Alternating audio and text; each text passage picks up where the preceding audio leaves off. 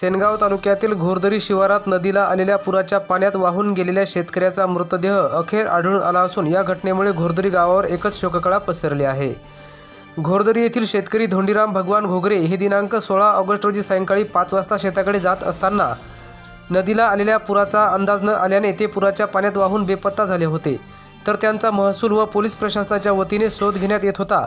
तर त्यांचा मृतदेह आज सकाळी घोरदरी शिवारात आढळून आला असून या घटनेमुळे परिसरात एकच शोककळा पसरली आहे। सदर मयत शेतकऱ्याचा मृतदेह आज दिनांक 18 ऑगस्ट रोजी सकाळी 6 वाजता आढळून आल्याची माहिती प्राप्त झाली आहे।